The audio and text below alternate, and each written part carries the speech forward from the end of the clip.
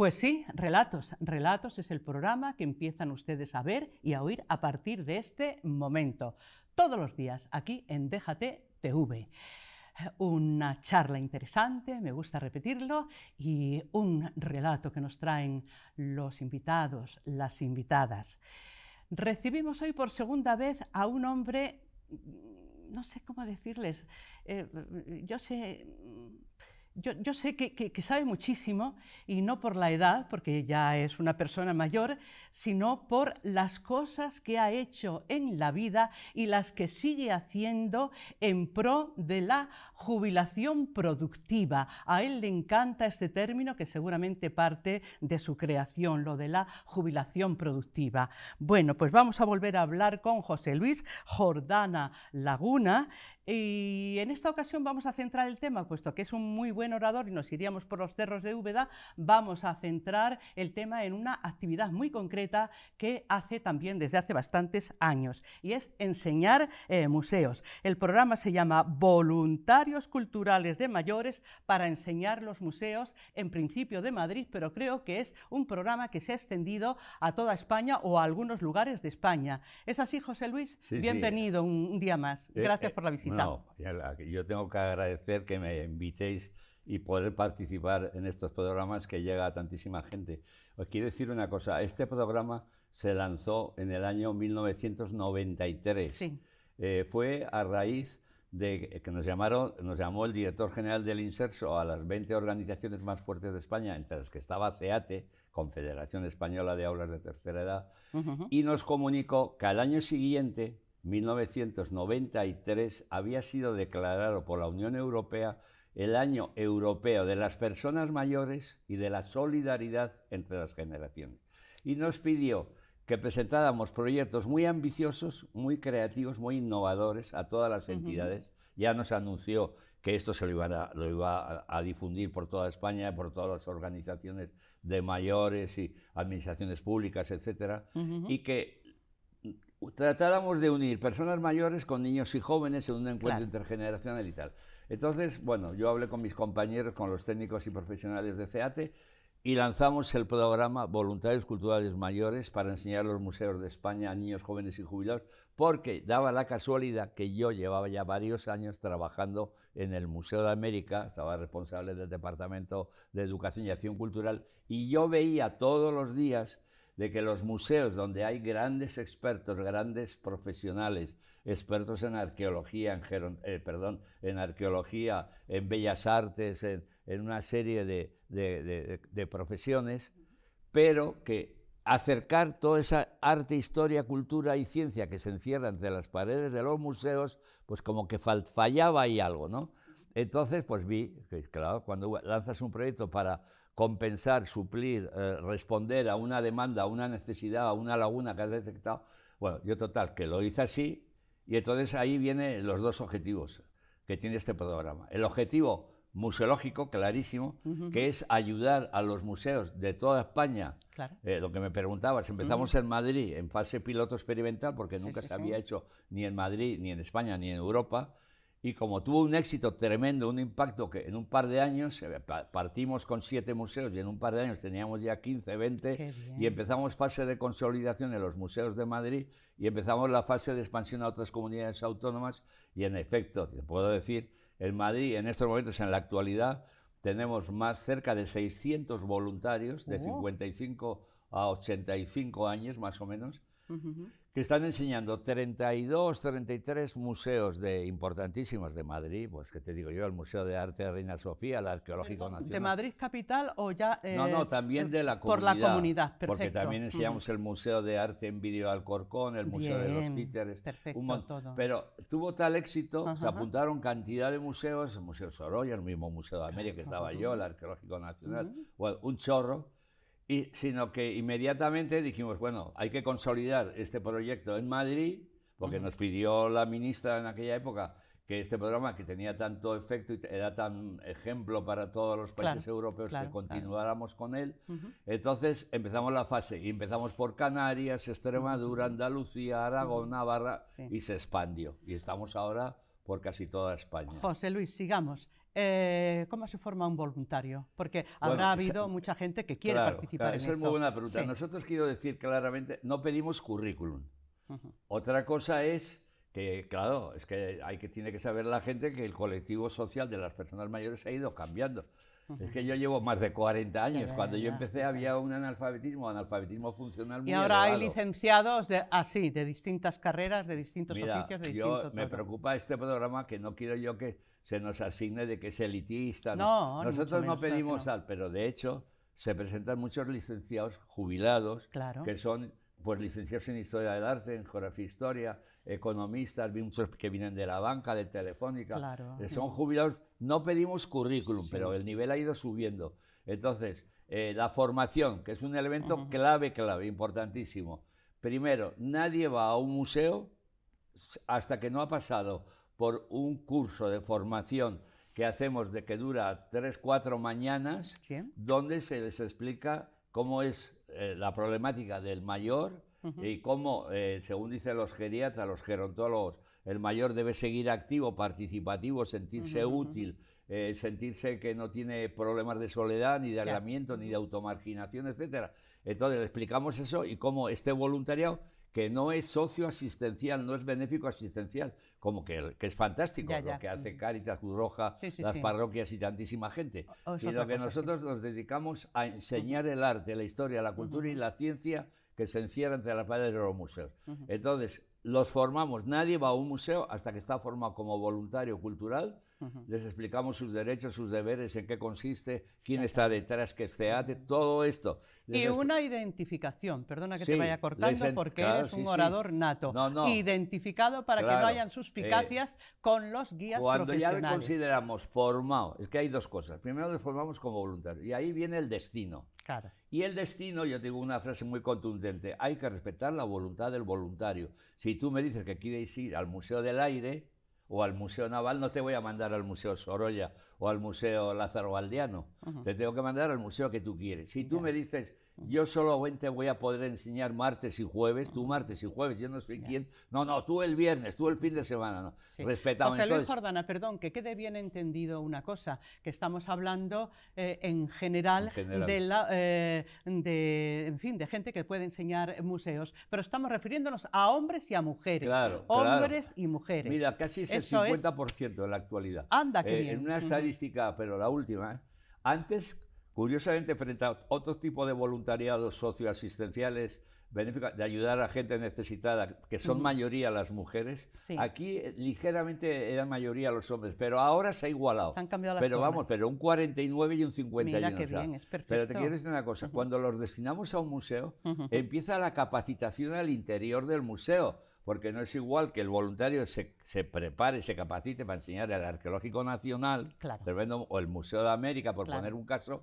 que sea el Museo Cerralbo, el Museo Sorolla, Sí. el Museo de Artes Decorativas, que son, pues, como más sencillos de aprender. Sí, sí, sí. Pero la media es de entre 3 y 6 meses, que se están formando ahí los voluntarios. Y claro, como yo digo, los voluntarios es heterogéneo. De repente va una señora que es licenciada en historia, y va un señor, pues, que de repente ha sido carpintero, fontanero, o sea, y todos son válidos. Es todos son doblemente válidos. admirable porque cuando de la mano de un guía, ¿verdad?, te enseñan un museo, siempre hay entre el público el listo o la lista que le ponen un compromiso con las preguntas.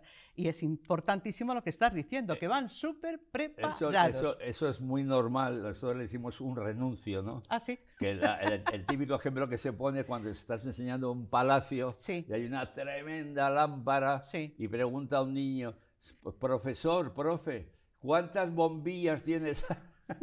Y yo digo 1528, o sea, Sí. pero bueno, la cosa es que se capacitan, se forman, y ahí es cuando, al terminar la formación y dar luz verde el museo, y que ya pueden pasar a enseñar a los colegios, Sí. a los institutos, a las asociaciones de mujeres, de jubilados, etcétera, ahí les damos la tarjeta de acreditación que pone voluntario cultural con Ajá. su foto y tal. En ese momento les hacemos el seguro de accidentes y una póliza también de responsabilidad civil, Y en ese momento firman el acta del voluntario, que es un acta muy sencilla que dice fulano de tal, el nombre del voluntario o voluntaria, con domicilio tal y DNI tal, declara que está en el Museo Arqueológico Nacional por propia voluntad, que no busca ninguna contraprestación económica ni ningún vínculo laboral y que en la medida de su tiempo libre disponible dedicará sus esfuerzos a enseñar el museo. Un alto en el camino que hacemos para el relato, que nos has traído un relato de tu creación, y aprovecho para decir a nuestra audiencia que nuestro invitado ha escrito también muchos libros, ¿verdad que sí, José Luis? Sí, sí. Curiosamente escribo libros para los niños y para los viejos, uno de a los ver más si tenemos, viejos. antes de irnos del todo, un momentito para que digas títulos de esos libros que están relacionados con las edades que vamos teniendo, vamos. Con las personas mayores. Con las personas mayores. El que, como digo yo siempre, modestia aparte, humildemente, puedo decir que el que más éxito ha tenido, uno que escribí hace ya más de 20 años, que se llama El Evangelio de las Personas Mayores. Pues no voy a explicar en qué, pero acercarse a ese evangelio. Es una especie de evangelio hecho hoy día, en donde pongo en boca de Jesucristo todo lo que yo he contado durante 40 años, y porque me he hecho esta reflexión. Si a mí muchos jubilados y pensionistas me hacen caso y siguen mis enseñanzas, si lo pongo en boca de Jesucristo, pues pienso que le van a hacer más caso que a mí. Muy bien. Y entonces la conferencia magistral es la última cena. Muy bien. O sea, pero bueno, y luego tengo uno que he sacado hace poco que se llama SOS Peligro, SOS Peligro, que vienen los síndromes en la jubilación, donde cuento 21 síndromes que les pongo nombres. Yo sí me meto mucho humor, mucho chistoso. Entonces, pues tengo el síndrome Caracol, el síndrome Carpanta, todos son nombres así. Desdramatizar, para que no nos tomemos tan en serio. Metiendo un poco de humor, pero esto es a partir de la experiencia mía de 40 años recogiendo y viendo cómo viven los mayores. Vamos con la lectura. Venga, y esto es para niños. Pero da la casualidad de que es un relato que has escogido porque la moraleja o la enseñanza es para que la atienda la gente adulta. Exactamente. Se titula La lluvia. En realidad son cuentos, mitos, leyendas que yo he recogido de la selva amazónica de Perú y que he adaptado al lenguaje de los niños de España, ¿no? Para que lo puedan entender. Entonces, es muy cortito, ¿no? Pero es el origen de la lluvia, cómo ven ellos la lluvia. Muy bien, a esta cámara. Entonces te digo, en el cielo hay un gran lago, arriba en el cielo, y el lago está siempre lleno de agua, y las aguas son límpidas y transparentes. En el fondo del lago hay un agujerito, pero una garza blanca está quieta, parada sobre ese hueco y no deja pasar el agua. De vez en cuando la garza blanca tiene que abandonar su sitio con el fin de salir a buscar alimentos para comer. Es entonces cuando el agujerito queda destapado y el agua sale por el hueco y la lluvia cae sobre la tierra, mojando los árboles, los campos, a los hombres y a los animales. Si la garza blanca no se fuera volando a buscar su comida, nunca llovería sobre la tierra, los hombres morirían de sed y los campos se secarían.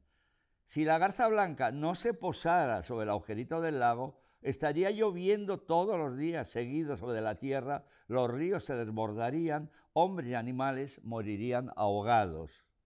Pero la garza blanca solo deja pasar el agua cuando siente hambre y vuela a buscar alimentos. Estas y muchas otras cosas nos cuentan nuestros ancianos del poblado. Y nosotros, niños amazónicos, pensamos que todo lo que nos cuentan nuestros abuelos es verdad lo que nos dicen.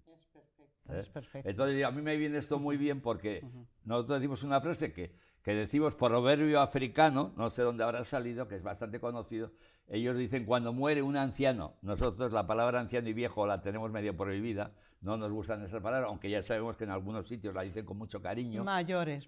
Pero ahora decimos, cuando muere una persona mayor, es como que se incendia toda una biblioteca. Y añadimos, y una biblioteca de libros irrepetibles. Y nosotros ahí deducimos que toda persona mayor es como una biblioteca ambulante. Por supuesto. que es como un libro, ¿no? Por supuesto. Una cosita, el programa de los museos, volvemos a él, Sí. que ya nos faltan unos 3 minutillos así para acabar. Se extiende, según los datos que me has facilitado antes de la entrevista, claro está, a residencias, a menores tutelados, a discapacitados, a sordos y a cárceles. Bueno, esto me parece No, es que genial. esto a lo largo, es que date cuenta que estamos cumpliendo 30 años desde que yo Claro, lancé esto claro. en el nombre de todo el equipo de CEATE, pero joder, es que yo daba la casualidad de que yo, secretario general de la única entidad de mayores, como sabes, de España, Sí. que trabaja desde la cultura, por la cultura y para la cultura, Claro. y que yo trabajo dentro del Museo de América y que conozco la problemática de los museos de España y de América. Sí. De ahí viene que hubiera sido muy difícil porque los museos son bastante complejos por dentro, pero una persona como yo que conoce, entonces se sabe mover ahí bien y entonces lanza este programa. Los museos encantados de contar con un equipo de gente mayor, hombres y mujeres voluntarios, que enseñan a los colegios, a los grupos y tal. Pero de ahí, como tú has dicho muy bien, van surgiendo, en estos 30 años, van surgiendo como una, yo le llamo ramas del gran árbol, que es el programa de voluntariado de museos. Primero, enseñamos ya, el primer paso es, enseñamos le llamamos espacios culturales que no son museos. Catedrales, iglesias, monasterios, conventos, jardines, rutas culturales por la ciudad, bueno, un montón de cosas que no acabaría. En Madrid tenemos 32 museos y 34 espacios culturales. Entre, por decirte, el Banco de España, el Círculo de Bellas Artes, la Residencia de Estudiantes, bueno, la Real Fábrica de Tejidos, un chorro de cosas, y más.